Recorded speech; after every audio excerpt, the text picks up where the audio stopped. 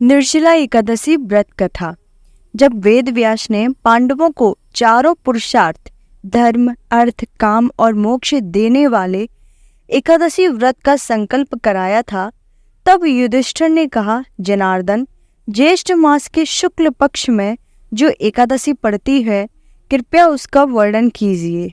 भगवान श्री कृष्ण ने कहा, हे राजन, इसका वर्णन परम धर्मात्मा व्यास जी करेंगे, क्योंकि ये संपूर्ण शास्त्रों के तत्वज्ञ और वेदांगों के पारंगत विद्वान हैं।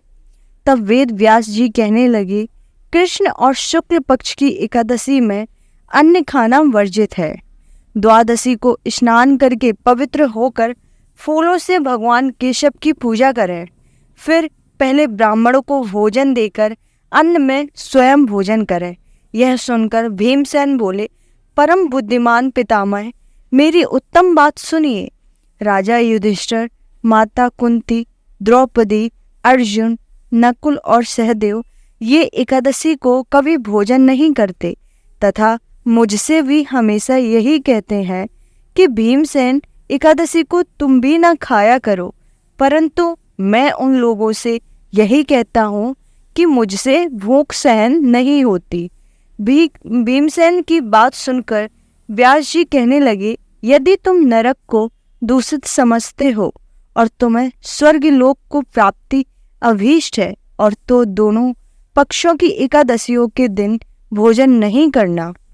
भीमसेन बोले, महाबुद्धिमान पितामह, मैं आपके सामने सच कहता हूँ, मुझसे एक बार भोजन करके भी व्रत नहीं किया जा सकता, तो फिर उपवास करके मैं कैसे रह सकता हूँ।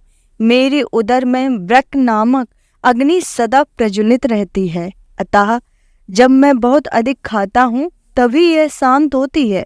इसलिए महामुनि, मैं पूरे वर्ष भर में केवल एक ही उपवास कर सकता हूँ, जिससे स्वर्ग की प्राप्ति सुलभ हो तथा जिसके करने से मैं कल्याण का भागी हो सकूं। ऐसा कोई एक व्रत निश्चय करके बताइए, मैं उसका यथोचित रूप से पालन करूंगा। व्यास जी ने कहा, भीम, ज्येष्ठ मास में सूर्य वृष राशि पर हो या मिथुन राशि पर शुक्ल पक्ष में जो एकादशी हो, उसका यत्न पूर्वक निर्जल व्रत करो।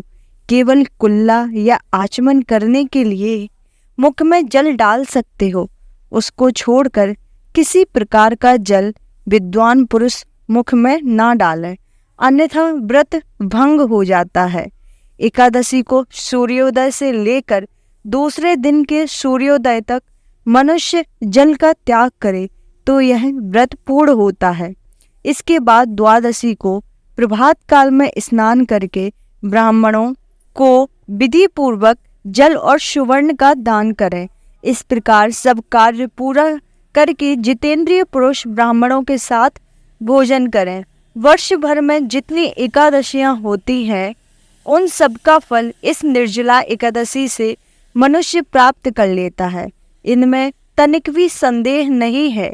शंख, चक्र और गदा धारण करने वाले भगवान केशव ने मुझसे कहा था कि यदि मानव सबको छोड़कर एकमात्र मेरी शरण में आ जाए और एकादशी को निराहार रहे, तो वह सब पापों से छूट जाता है।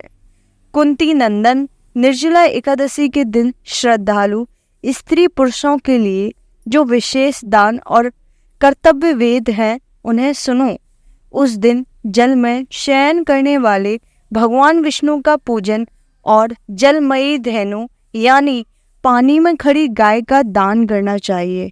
सामान्य गाय या घी से बनी गाय का दान भी किया जा सकता है। इस दिन दक्षिणा और कई तरह की मिठाइयों से ब्राह्मणों को संतुष्ट करना चाहिए। उनके संतुष्ट होने पर श्री हरि मोक्ष प्रदान करते हैं।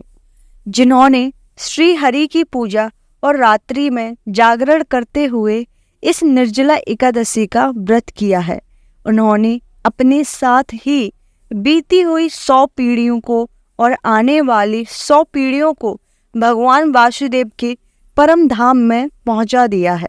निर्जला एकादशी के दिन अन्न, वस्त्र, गौ जल, शैया, सुंदर आसन, कमंडलू तथा छाता दान करने चाहिए। जो श्रेष्ठ तथा सुपात्र ब्राह्मण को जूता दान करता है वह सोने के विमान पर बैठकर स्वर्ग लोक में प्रतिष्ठित होता है।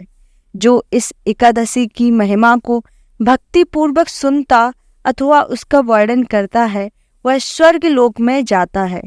चतुर्दशी युक्त अमावस्या को सूर्य ग्रहण के समय श्राद्ध करके मनुष्य जिस फल को प्राप्त करता है वही फल इस कथा को सुनने से भी मिलता है। भीमसेन ज्येष्ठ मास में शुक्ल पक्ष की जो शुभ एकादशी होती है उसका निर्जल व्रत करना चाहिए। उस दिन श्रेष्ठ ब्राह्मणों को शक्कर के साथ जल के घड़े का दान करना चाहिए। ऐसा करने से मनुष्य भगवान विष्णु के समीप पहुंचकर आनंद का अनुभव करता है। इसके बाद द्वादशी को ब्राह्मण भोजन कराने के बाद स्वयं भोजन करके जो इस प्रकार पूर्ण रूप से पाप नाशिनी एकादशी का व्रत करता है वह सब पापों से मुक्त हो आनंदमय पद को प्राप्त होता है। यह सुनकर भीमसेन ने भी इस शुभ एकादशी का व्रत आरंभ कर दिया। ज्येष्ठ शुक्ल पक्ष एकादशी के ही दिन भगवान श्री कृष्ण ने देवी रुक्मणी का हरण किया था।